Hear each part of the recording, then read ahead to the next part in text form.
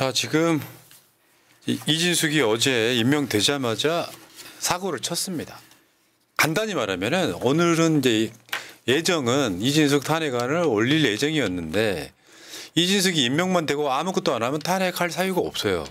당일날 탄핵 사유를 만들었죠. 그래서 오늘 본회의에서 이진숙 탄핵안을 올리려고 했는데 오늘 국회 본회의에서 또 오후 2시에 뭐가 있었냐면은 일단 대법관 2명 임명 동의안 처리가 있었고요. 그다음에 25만 원 민생회복지원금 특별조치법 요거를 상정을 하니까 지금 이 시각 현재 국민의힘이 필리버스터를 하고 지랄인 상황입니다. 아, 그놈의 필리버스터 진짜 지들끼리도 안 쳐다보는 필리버스터. 그러니까 열심히 하든가 할래면 열심히 하든가. 그게 종료되고 노란봉투법 올라가고 그게 종료되고 이진숙 탄핵안이 올라가는 상황입니다. 차라리 잘 된 게 그러니까 지금 그 이진숙이 이렇게 의결한 그 안건 있잖아요. MBC, KBS 이사 선임한 그거에 대해서 효력 정지 가처분 신청을 해두고 탄핵을 하는 게 훨씬 더 탄탄하기 때문에 어찌 보면 스케줄상으로는 잘 된 것 같기도 해요. 네. 자, 어차피 이진숙이 지금 속도전을 하고 있잖아요. 내가 봤을 땐 뭐 오늘 주제일 수도 있는데 좀비처럼 보였어요. 명령받고 하는. 자, 하나씩 보겠습니다. 일단은 MBC, KBS 이사 교체를 했어요. 이게 이제 탄핵 사유가 된 거예요. 이 짓을 하자마자. 근데 MBC가 저 쓴 이진숙 사진을 한번 보시면 다 의도가 있는 거거든요. 근데 이진숙은 저 사진을 굉장히 좋아할 것 같아요. 왜요? 그동안 청문회 과정에서 나왔던 여러 가지 사진들보다 훨씬 더 생기 있어 보이잖아요. 파이팅 있어 보이고. 아니 극우 입장에서 보면 영웅이지. 그렇죠. 아까 여전사 컨셉으로 네. 잡았으면은 자기는 만족했을 네. 거겠죠. 근데 보통의 국민들이 봤을 때는 끔찍하죠. 괴물이 들어온다. 네, 네. 이게 원래 이제 이틀 전에 상정 이틀 전에 안건 상정 이틀 전에 각 의원들한테 통지해야 되고 이런 게 있는데 그게 지금 취임날 공영방송 이사 물갈이를 하는 상황입니다.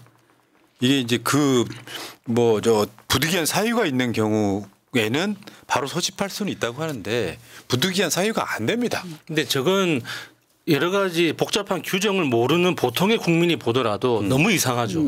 그러니까 오전 10시에 임명을 했는데 11시에 회의를 소집해서 2시간 후에 의결을 한다? 그러니까 그 자체가 너무 이상한 거예요. 그러니까 세상에 장관급 인사가 보통 임명장 수여식을 하잖아요. 대통령한테 가가지고 임명장 수여식을 하고 임명장 받고 나서 오후에 이제 그 기관에 가가지고 취임식을 하고 그 다음 날부터 정상적인 업무를 시작하는 게 통상적인 절차인데 이게 대통령이 이 임명 제가 했다는 말이 들리자마자 바로 출근해가지고 회의 열고 모든 절차를 진행하는 게 누가 봐도 이상하죠. 그러니까 KBS 이사회하고 박문진 방송문화진흥회 이사를 이제 국민의힘 쪽 사람들 요건 추청 몫으로 싹 바꿨는데 그래서 민주당이 냈던 방송상법이 그거잖아요. 2명을 하죠. 그 이사회를 이런 정치적인 사람들 말고 현업에 있는 사람들 중심으로 재편하자. 정치 흔들리지 않게끔. 사실 그게 원칙적으로 맞는데 누가 봐도 윤석열 빨아줄 사람들 이 사람들이 뽑히면 이제 MBC 같은 경우는 이제 사장을 바꾸는 데 있어서 이 사람들이 동원되는 거거든요. 네. 근데 이놈들이 웃긴 게 그 타임라인 지금 방송통신위원장 논란 일지 이렇게 보면은 한상혁 위원장을 트집을 잡아가지고 물러나게 만들었죠. 기소시켜가지고.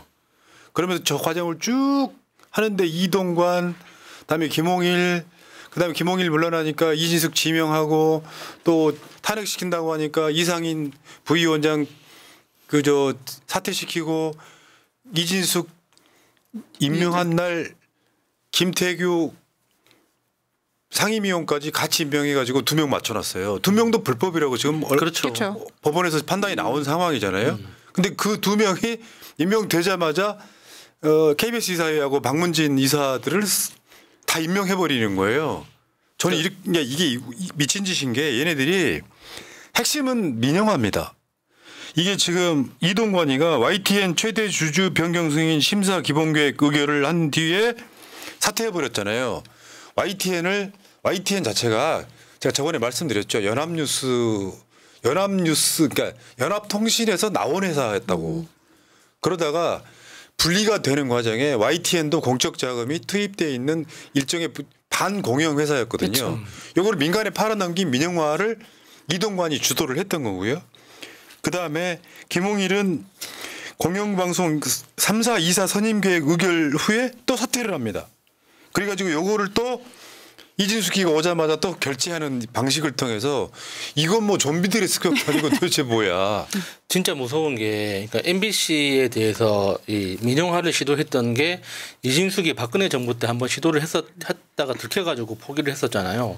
그러니까 그 구체적인 방법이 그러니까 정수장학회 지분을 팔아가지고 이게 민간 지분이 51%를 넘어가도록 만들려고 하는 그런 시도인데 그게 이제 이번에 이사 선임을 통해서 그 작업을 다시 한번 시도하려고 하는 거고 KBS 같은 경우는 지금 들리는 이야기로는 KBS 2채널 이걸 팔려고 한다는 거죠. 그러니까 우리나라 대한민국에 공영방송이 없을 수는 없으니까 형식적으로 KBS 1TV는 남겨두고 KBS 2TV를 팔아서 민영화를 시도하려고 한다. 이게 이 두 가지 다 케이스에서 진짜 무서운 게 뭐냐면 누가 살려고 하는 건가 하는 거죠. 그걸 기다리는 사람이 있다는 거예요. 살려고 기다리는 사람들이.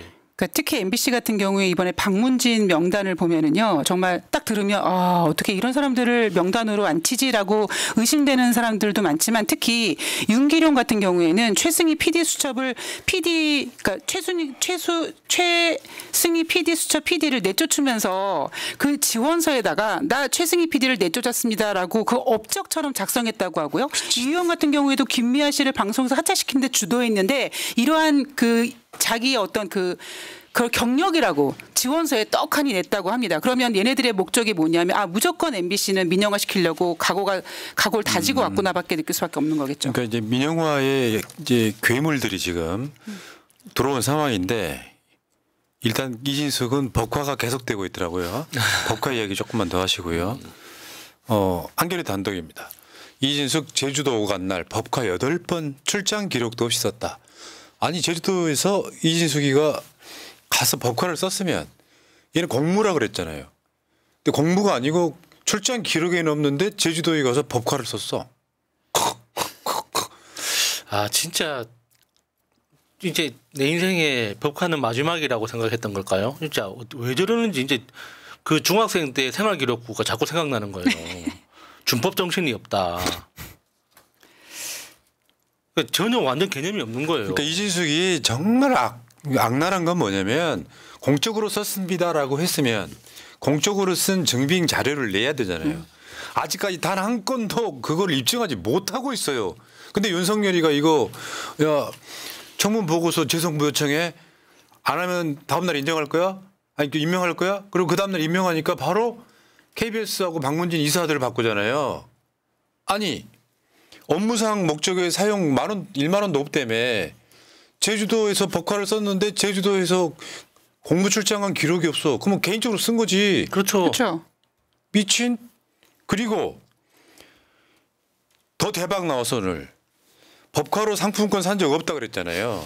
400만 원이 딱 들켰네. 저번에 왜 그 SK에너지 가서 우리는 주유했다고 생각했지만 상품권 살 수 있는 것이 직영점밖에 없었다. 그때 한꺼번에 주유를 200만 원어치 했냐. 탱크냐 아니냐. 막 그랬잖아요. 400만 원. 상품권 샀다는 게 드러났어 근데 이제 지금. 웃긴 게 그러니까 대전 MBC 사장의 그 법인카드 월 한도액이 220만 원이래요. 근데 이제 400만 원 시원하게 쏘는 거죠. 그러면은 그 초과 금액에 대해서는 그러니까 그 증빙을 해야 되거든요. 이게 사장이 이런 업무로 썼다. 그리고 뭐 어떤 이런 용도로 썼다고 여러 가지 기록을 남겨야 되는데 그런 것도 없이 그러니까 저 초과액에 대해서는 무슨 영업비, 접대비로 그냥 처리한다는 거잖아요.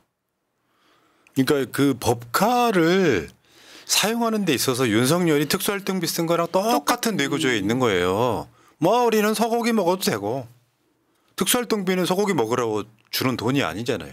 근데 SK 상품권이요. 기름 넣는 거는 빼고 백화점 같은 백화점, 레스토랑, 면세점, 렌터카 다 쓸 수 있습니다.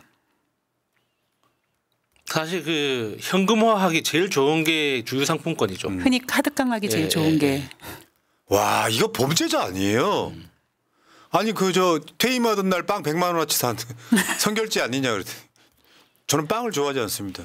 그럼 누가 쓴 거냐고. 그러니까 그 백화점 근처나 큰 대형마트 근처에 항상 있는 그 다들 보셨을 거예요. 상품권 삽니다. 그렇죠. 이렇게 뭐 이마트 상품권, SK 주요 상품권, 뭐 현대 신세계백화점. 오일뱅크 뭐 이렇게 여러 가지 상품권 이름 쭉 나열한 그 구두방 같이 생긴 조그마한 가게들을 다 보셨을 텐데 그 용도가 뭐겠습니까? 그게 현금화하는 거죠. 또 단독 또 있습니다. 끝없는 법카 릴레이. 출장비 1,700만 원은 현금으로 받고 법카를 2,400만 원 중복 사용했다는 거. 야 씨발 진짜. 저거는 깡도 아니고 그냥 횡령 아닙니까 횡령. 아니 그러니까 아까 푸나님께서 이진숙은 범죄자라고 하시는데 그냥 이 이진숙은 배임 횡령 딱 죄목도 딱 나오지 않았습니까? 이 법회 하나로만으로도. 보통 그 친구들하고 술자리에서 법인카드로 결제하고 친구들한테 n분의 1로 받는 경우 있잖아요. 그렇죠. 사실 그것도 따지면 문제가 있는 거예요. 네. 근데 우리가 대부분 이제 그런 경우를 많이 보다 보니까 그냥 눈 감아주고 있는데 이거는 회사에서 회식비라고 100만 원 받아가지고 버카로 100만 원 긁고 친구들한테 10만 원씩 받은 거예요. 이게 뭡니까 그러면? 댓글창에요. 제일 많이 표현되는 게 도둑 X. 예. 도둑 X. 나는 빵진숙이라는 말을 제일 많이 본 것 같은데. 근데 빵은 약간 가십에 가깝고요. 빵통위원장.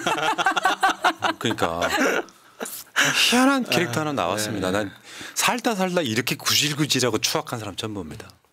도둑 X. 근데 문제는 이건 이제 어떻게 보면 미시적인 걸 수도 있어.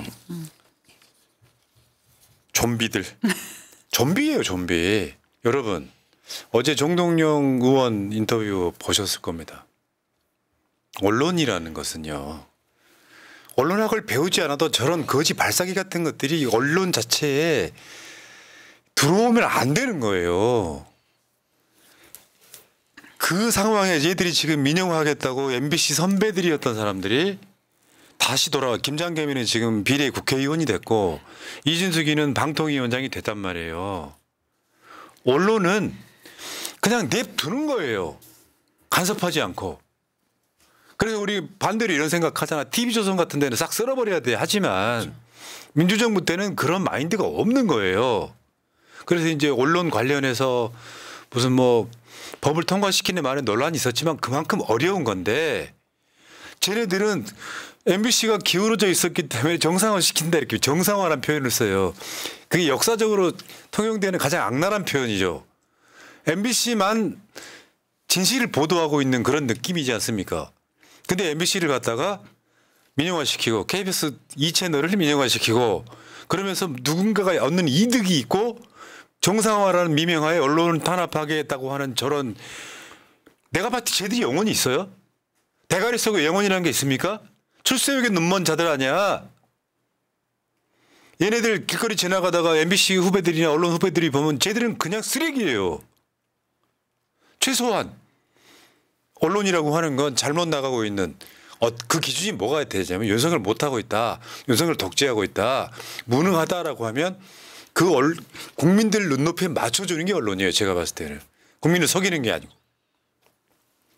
자, 이진숙 지금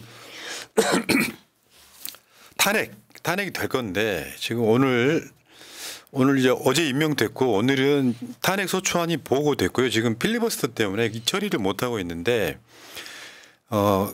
순서가 어떻게 바뀔지 모르겠어요. 그러니까 지금 25만 원 민생회복지원금이 필리버스터 진행 중이고 그다음에 노란봉투법을 내일 처리할 가능성이 높으면 또 필리버스터를 할 거고 그렇죠. 네. 그러면 이진숙이 지금 이틀 정도 후에 아니면 또 근데 주말 돼 버리잖아요. 어쨌건 간에 이진숙은 지금 탄핵 사유가 생겼기 때문에 이진숙은 저는 탄핵해야 된다고 보는데 제 예상이 어느 정도 반은 맞을 가능성이 있어요. 이진숙은 사퇴 안 할 가능성이 있다. 본인이 안 한다고도 보통 의지를 남겼어요. 그러니까 탄핵 소추 발의됐을 때 금방 사퇴했던 사람들은 자기 경력에 문제가 있는 사람들. 그러니까 보통 그 탄핵이 헌법재판소에서 이제 판단이 나올 때까지 180일 정도 소요된다고 하잖아요.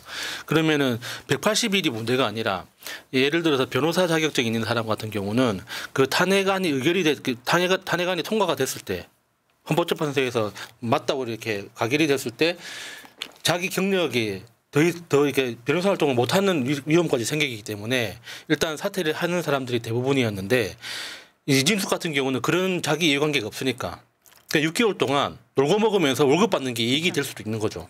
그리고 어쩌면 나중에 탄핵 당한 다음에 또 뭐 지역을 통해서 뭐 지선이든 뭐 총선이든 자리 하나 생각하고 지금 큰 그림을 그리고 있는 게 아니냐라는 의견이 굉장히 많고 또 어떤 분은 불가능한 걸로 알고 있는데 그 사이에 법카를 열심히 써대겠구나라는 의견을 주시는 분도 그러니까 계시더라고요. 이게 그 지점이 화가 나는 거예요.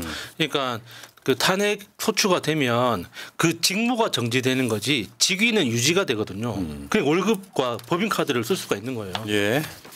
자, 어쨌건 제가 봤을 땐 그래요. 이 정도 되면은 윤석열 탄핵으로 가는 것이 제일 빠를 수 있겠다. 그러니까 내가 봤을 땐 그래요. 윤석열이는 총선 때 참패하고 나서 뭐 이재명 대표 만나 주세요 했던 거는 다 쇼였고 얘는 지금 지 마음대로 하겠다라고 하는 자기 나름대로의 어떤 방향성을 확실히 잡은 것 같습니다. 그럼 어떻게 해야 돼요? 탄핵시켜야죠.